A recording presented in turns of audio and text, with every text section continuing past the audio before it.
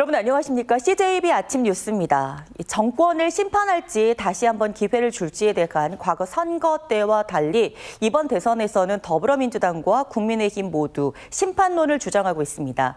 다만 지난 3년간 국론이 분열되고 민생 경제가 무너진 책임이 입법 권력을 독점한 민주당에 있다.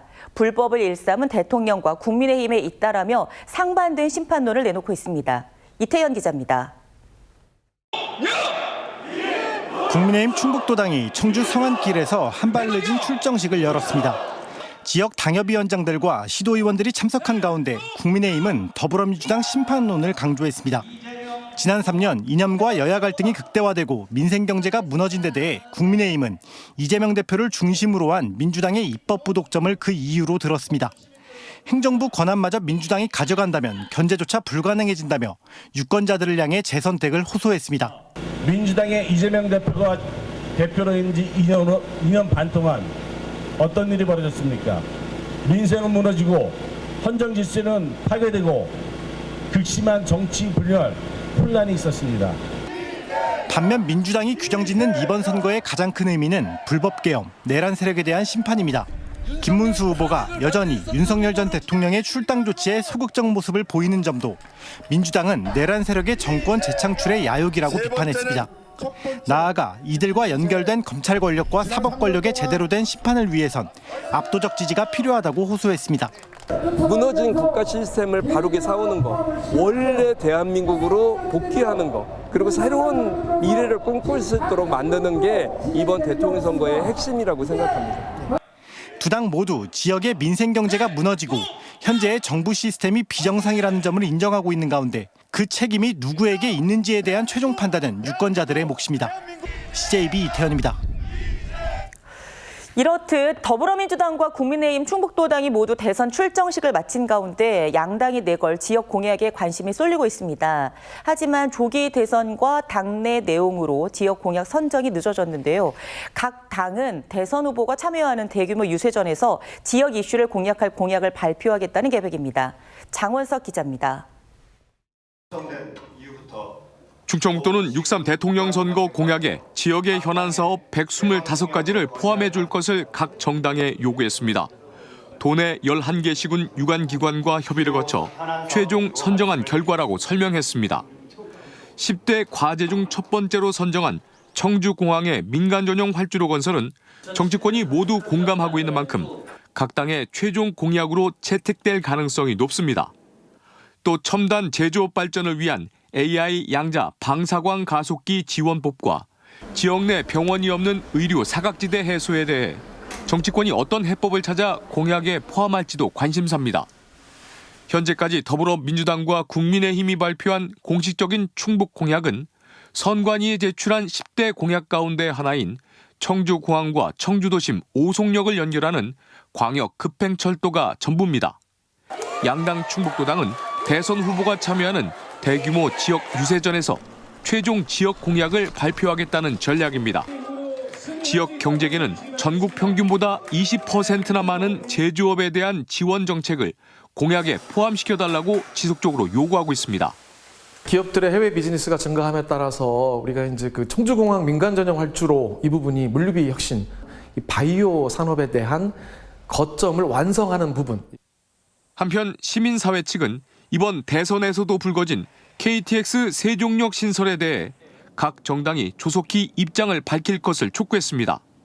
거대 양당이 지역 간 첨예한 입장 차이를 보이는 세종역에 대해 침묵하는 사이 개혁신당 이준석 후보가 틈새를 비집고 세종역 신설에 불을 지폈기 때문입니다. 세종역 문제는 국가 균형 발전의 거점 도시로 건설되는 세종시 건설의 목적과 계획에 완전 역행하는 겁니다. 그래서 이미 역대 정권이 다 불가하다라고 결론을 내린 상황이거든요. 시민사회단체들은 한때 인기를 노린 KTX 세종역 신설 공약에 대해선 낙선 운동으로 맞서겠다고 밝혔습니다. CJB 장원석입니다. 증평에서 이재명 대선 후보의 현수막이 훼손돼 경찰이 수사를 벌이고 있습니다. 더불어민주당 충북도당은 어제 오전 5시 40분쯤 증평군 증평읍의 한 도로변에 게시된 선거 현수막에 이 후보 얼굴 부분이 찢겨진 것을 파악했다고 밝혔습니다. 공직선거법상 선거 현수막이나 벽보를 훼손할 경우 2년 이하의 징역 또는 400만 원 이하의 벌금형에 처해질 수 있습니다. 윤건영 교육감이 한국 매니페스토 실천본부의 공약 이행 정보 공개 평가에서 최우수 등급을 받았습니다. 지난해에 이어 3년 연속 최우수 등급으로 충북교육청은 지난해까지 전체 46개 공약 가운데 19개를 완료하고 27건의 사업도 정상 추진하고 있습니다. 반면 김영환 충북지사의 공약 완료 이행률은 15%로 종합평가에서 SA 등급을 받은 9개 시도에 포함되지 못했습니다. 충북의 전체 100개 공약 가운데 이행 완료된 공약은 15개로 나머지 80개는 정상 추진되고 있습니다. 디지털 기기에 둘러싸인 요즘 학생들의 집중력은 짧아지고 감정 조절은 점점 더 어려워지고 있다는 우려의 목소리가 나오고 있습니다. 충북교육청이 이런 학생들의 마음 건강을 지키기 위해 명상과 필사를 활용한 마음 건강 프로젝트 도입을 준비하고 있습니다. 학생들이 직접 참여한 콘텐츠를 통해 교실 분위기도 조금씩 달라질 것으로 기대됩니다. 김세희 기자입니다. 촬영이 시작되자 학생들이 눈을 감고 천천히 호흡에 집중합니다. 선생님의 차분한 목소리에 따라 몸을 움직이고 직접 연기도 해봅니다. 충북교육청이 제작 중인 명상 콘텐츠 마음온 명상 촬영 현장입니다. 기획부터 구성, 연기까지 단순한 시청 자료를 넘어 학생과 선생님이 함께 만들었다는 점에서 교육적 의미가 큽니다. 해보니까 마음이 편해지고 그다음에 잡생각도 사라지고 되게 좋았던 것 같습니다. 색다른 경험을 할 수 있었던 것 같았고 그냥 수업 시간뿐만 아니라 평소에도 필요할 때 사용할 수 있을 것 같아서 좋았던 것 같아요. 이 명상 콘텐츠는 충북교육청이 준비 중인 마음건강 프로젝트인 마음쓰담 프로그램 가운데 하나. 학생들이 디지털 기기에서 벗어나 스스로 감정을 조절하고 집중력을 높이는 데 초점을 뒀습니다. 명상뿐만 아니라 직접 손으로 써내려가는 필사노트도 함께 개발되고 있습니다. 필기구보다 전자기기 자판이 익숙한 학생들에게 필사는 마음을 가라앉히고 정서를 안정시키는 데 효과가 있을 것으로 기대됩니다. 좋은 글을 적어보는 필사활동과 일상의 습관으로서의 짧은 명상을 통해 학생들은 정서적 안정감을 갖고 마음 근육을 키울 수 있을 것이라고 기대하고 있습니다. 충북교육청은 다음 달 본격적으로 콘텐츠를 학교에 보급할 계획입니다. 빠르게 변하는 세상 속 잠시 멈춰 나를 들여다보는 시간. 교실 속 새로운 변화가 아이들의 마음에 위로가 되길 기대해 봅니다. CJB 김세희입니다. 한국 최초의 구석기 유적을 만나볼 수 있는 제천 전말 동굴 유적 체험관이 다음 달 공식 개관을 앞두고 일반에 공개됐습니다. 옛 구석기인들의 생활상은 물론 신라와 고려시대의 유물까지 챙겨볼 수 있는 문화교육 공간으로 자리매김할 전망입니다. 이윤영 기자가 보도합니다. 깎아지른 절벽 아래 과거 용이 살았다 하여 용굴이라고도 불렸던 전말 동굴. 1973년 연세대 박물관 연구팀이 처음 학계에 소개한 이후 7차례 걸친 발굴 조사 끝에 남한 최초의 구석기 동굴 유적임이 밝혀졌습니다. 하지만 낙석 위험 등으로 출입이 제한되자 제천시가 54억 원을 들여 전말 동굴 유적 체험관을 마련하고 다음 달 공식 개관에 앞서 일반인에게 공개한 겁니다. 어릴 때 교과서로만 봤던 동굴을 직접적으로 볼 수 있게 돼서 너무 좋았고요. 체험할 수 있는 게 많기 때문에 그런 점들이 너무 좋았습니다. 역사터에서는 동굴의 발굴 과정과 주요 유물들이, 체험터에는 구석기인들의 생활상과 당시 동물들의 모습을 인터랙티브 콘텐츠로 생생하게 체험할 수 있습니다. 사냥이라는 이 흥미로운 주제를 가지고 던지면서 율동을 하면서 아이들이 동작으로 막 사냥을 하니까 더 흥미가 고조되는 것 같아요. 또한 전말 동굴 앞에서 발굴된 기와와 토기, 석조 탄생불과 신라 화랑의 각자 등도 함께 전시돼 복합 유적 체험관으로서의 의미도 큽니다. 제천에 기존에 있던 삼한시대 의림지와 연계를 해서 제천의 역사와 문화를 알릴 수 있는 랜드마크 역할을 할 수 있을 것이라고 기대합니다. 제천시는 충청북도 기념물 116호인 전말동굴의 학술적 문화적 가치를 널리 알려 국가 사적 승격도 추진해 나갈 계획입니다. CJB 이윤영입니다. 올해 1분기 미국 관세 정책의 불확실성 여파에도 충북 수출은 증가한 것으로 나타났습니다.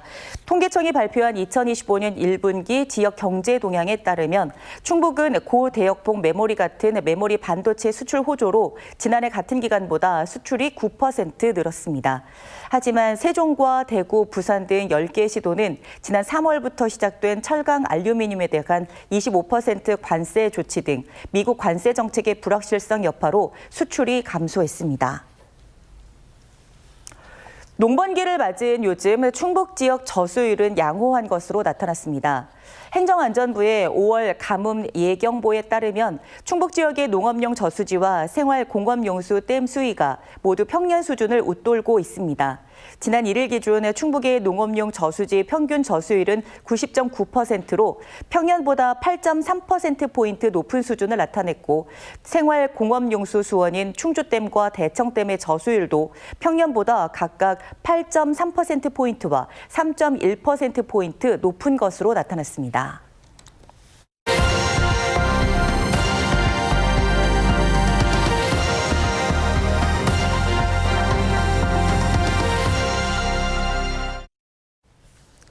울산이 형형색색의 봄꽃으로 물들고 있습니다. 태화강 국가정원과 울산대공원에서 대규모 꽃축제가 잇따라 열려 시민과 관광객들의 발길을 사로잡을 전망입니다.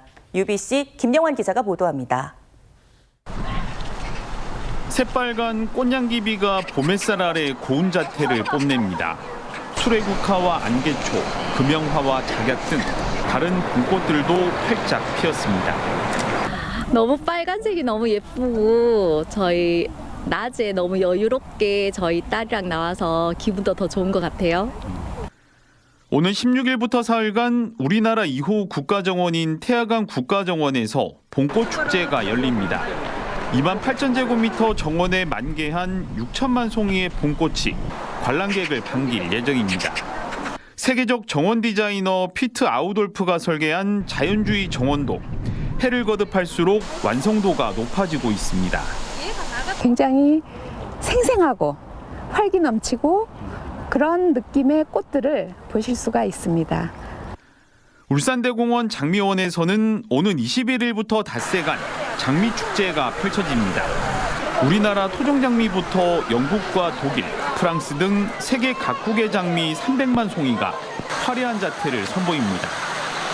세계 장미협회에서 선정된 14종의 명예장미를 보실 수가 있습니다.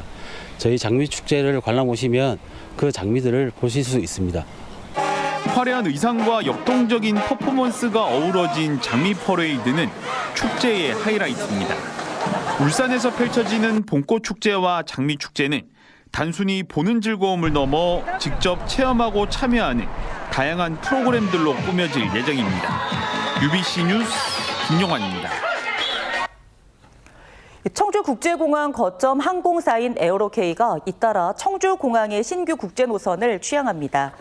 에어로케이는 오는 15일 일본 이바라키를 오가는 신규 노선을 시작으로 21일 일본 오비히로 노선, 26일 중국 칭다오 노선을 취항합니다.